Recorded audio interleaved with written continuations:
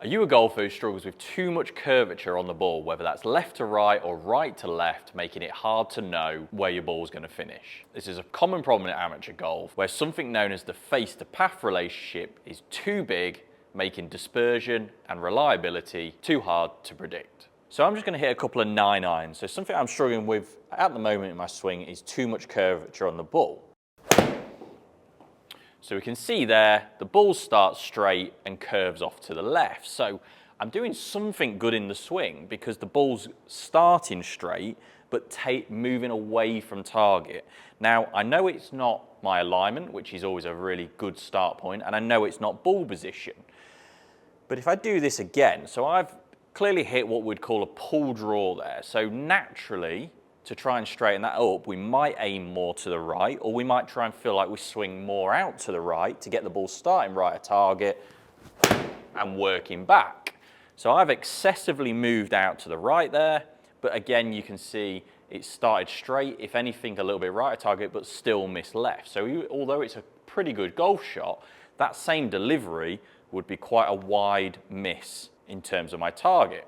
So using data from the Flight Scope Mevo Plus, we can see with those two shots, if we look at what we can see in terms of delivery, the front green triangle, the horizontal plane, which I'll talk about in a moment, you can see that it's significantly 8.5 degrees to the right, basically an in to out swing. And my path is 11 degrees to the right, with me squaring up the face by turning it in.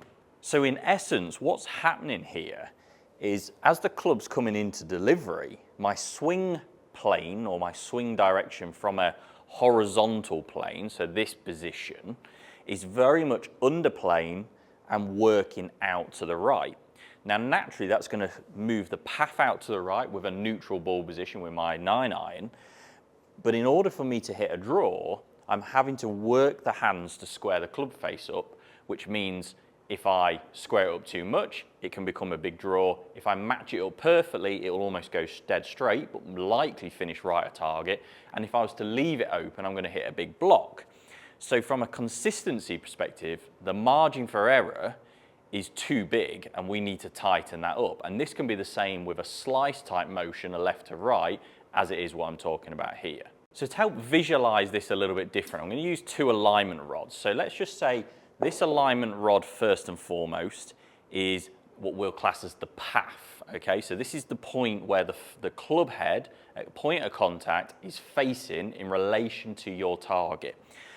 This other rod is going to be more of what we class as the swing direction, okay? So if you think about this logically, if I'm going to hit a pretty straight shot, so as the club's coming down, we can see that path would be pretty neutral with a squarish face, which would hit a straight shot.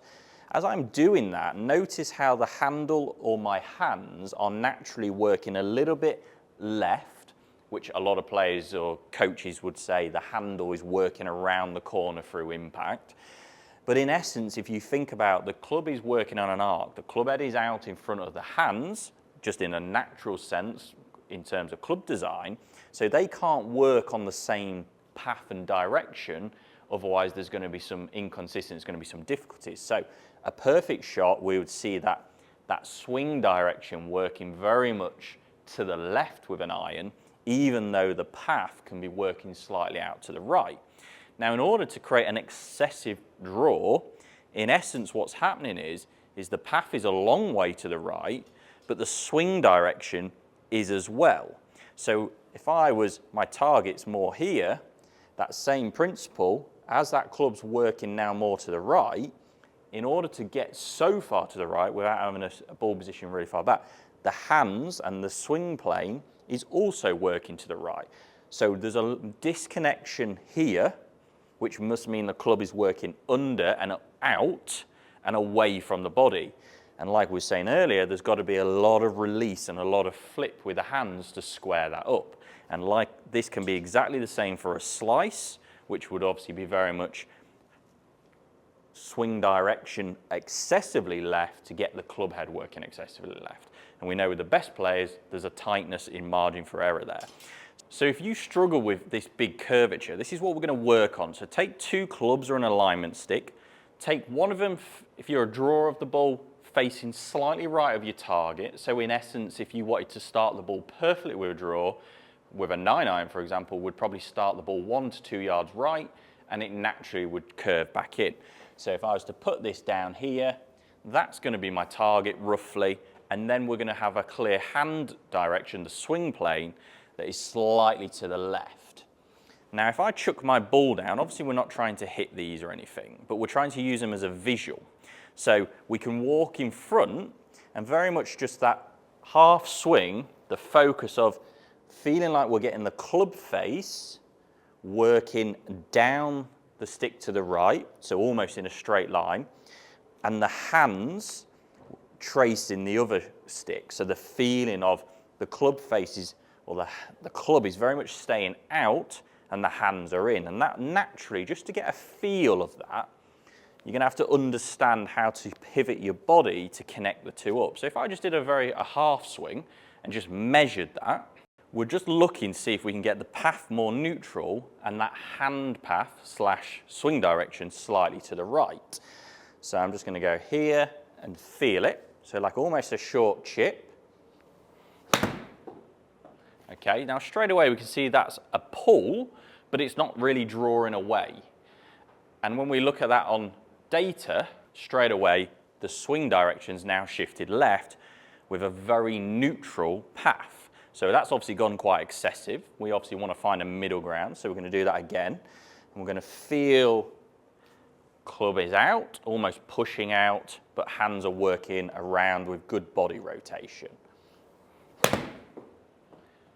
Okay, so started right at target and stayed dead straight. That shows a good matchup. Straight away, swing direction is as good as 0 with a club path about 5 right. So we're straight away able to reduce those margins. We've got to find a more of a middle ground. So what I'm going to do here is just put ball position slightly forward. I'm going to feel like I'm really holding the face off, but trying to get the grip or the hands in front of the, let's say, the abdominals in the follow through.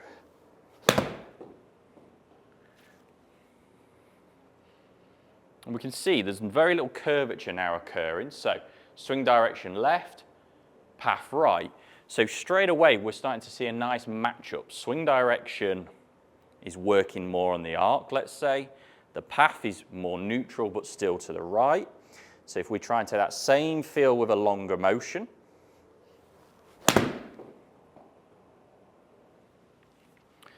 Again, a very, very neutral golf shot. Swing direction 3.5 left, path right. And we can start to see with all these shots how they're creating a tiny little draw type pattern, but there's very little curvature. And they're very neutral, very straight. And we're just trying to keep that motion into the longer movement and see at what point it breaks down. So again, a very straight shot, and we're starting to now hit those magic numbers of swing direction, slightly left, path slightly right, and we can see how that ball is curving and the type of shots doing. Now for me, as someone who's come from a place of very much getting out here and turning that club face in, it feels to me like I'm very much holding that face off from any rotation, and the grip is working hard around my body. Feeling real, but in an essence, if we look at the rods, that's essentially what's happening. So now I'm just going to go a bit longer, a bit faster, and see if we can maintain it through the bag. So I could feel the release there at full speed. You can see that's back to a pull draw. And we can see delivery is actually not too bad, but it's close to moving in the opposite direction of where we want. So I've got to feel that a little bit more of what we're talking about. Much better straight away, really powerful hit. Numbers are decent. Well, that's saying my swing plane's a little bit to the right still, so we can see how difficult it can be of feel and keeping that pattern at longer and faster speeds. So ball position slightly forward, feel almost like we're holding off. And I've definitely kept the face open there. Now I've excessively done it too much. But in terms of the data we're looking for, we're hitting the numbers. And that's a really good example. If you practice, if you don't have the data like you could with the Flight Scope Mevo Plus, and they are brilliant, and if you want one with a slight discount, there's a code in the description, is you can really practice quality there. So if I just saw that shot on the driving range, I'd think I've almost pushed it, when the reality is that's close to perfection. And if I was seeing that, that might make me in the next swing try and really flip my hands to square up, when that, in essence, that's the opposite of what we want to do. We want to keep that face neutral and learn to match it up with the rest. So again, slight pull there, a reaction. So if something as simple as using your alignment sticks or clubs and just understand that relationship between the swing direction, your path, and then how you can feel awareness in the club face to take curvature off the ball is a great drill and something to try out the next time you practice to help improve your golf.